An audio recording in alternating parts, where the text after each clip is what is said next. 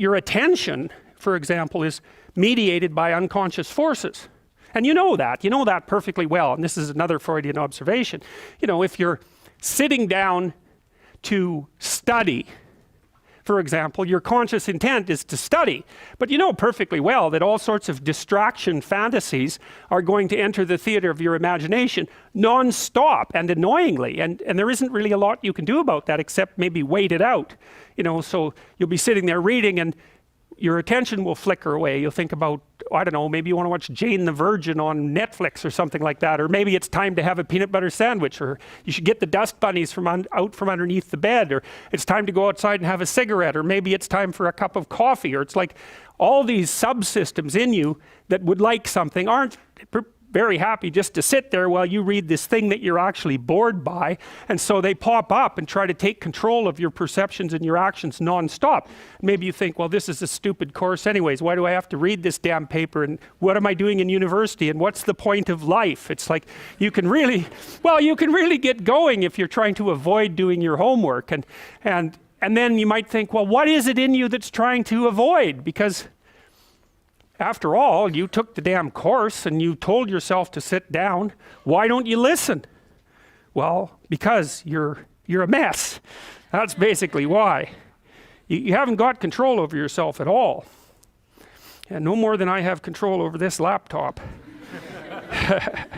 Okay, so there's the memory function of the unconscious, and there's the dissolutive function. That's an interesting one. The unconscious contains habits, once voluntary, now automatized, and dissociated elements of the personality, which may lead a parasitic existence. That's an interesting one. I would relate that more to procedural memory. So what you've done is practice certain habits, whatever they might be. Let's call them bad habits. And you like those things to get under control, but you can't. So maybe when you're speaking, for example, you use like and and you say a lot. And you've practiced that, so you're really good at it. And you'd like to stop it, but you don't get to because you've built that little machine right into your being, right? It's neurologically wired. And it's not under conscious control. And anything you practice becomes that. It becomes part of you, and that's another element of the unconscious, a different part.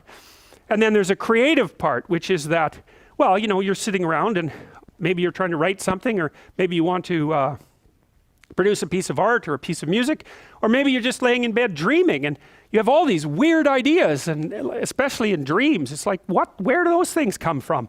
And even more strange, one of the things that's really weird about dreams, and almost impossibly weird, is that you're an observer in the dream. It's like a dream is something that happens to you.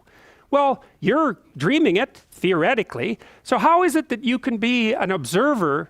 It's almost like you're watching a video game or a movie, but you're producing it, at least in principle, although the psychoanalysts would say, well, no, not exactly. Your ego isn't producing it, your unconscious is producing it. It's a different thing. It's a different thing. And of course, Jung would say, well, it's deeper than that. The collective unconscious might be producing it. It's in some sense, it isn't you exactly, or it isn't the you that you think of when you think of you. And that's the ego from the Freudian perspective, the you that you identify with. That's the ego. And outside of that is the unconscious. The id, that's more the place of impulses. And you could think about those as the biological subsystems that can derail your thinking, right? And that govern things like hunger and sex and aggression and your basic instincts is another way of putting it.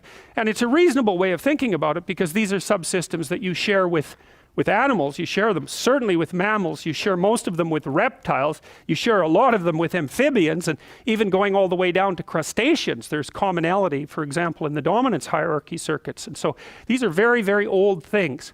And the idea that you're in control of them is, well, you're not exactly in control of them.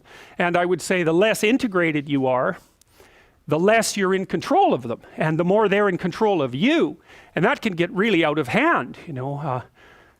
You can be like with people who have obsessive compulsive disorder, for example, which seems to be, I would say, the dissolutive elements in some sense of the unconscious, the way that it's portrayed here. Poor people with obsessive compulsive disorder, they can spend half their time doing things that they can't really control, and they have very strong impulses to do them. And it's very hard on them to block them. They'll almost panic if those things are blocked. And then you have people with Tourette's syndrome, that they'll be doing all sorts of weird dances and spouting off obscenities and and imitating people without being able to control it, and sometimes a little bit of antipsychotic medication can dampen that down, but it's as if there are these autonomous semi-spirits inside of them that grip control over their behavior and make them do things. And you know, you find that to some degree in your own life, because maybe you've become very attracted to someone, even maybe you don't want to be attracted to the person, and then you find yourself, you know, texting them when you know perfectly well that you should be going to bed, and you know, you're in a grip of something, and you can't control it, and that's all part of the unconscious and all part of what Freud was studying.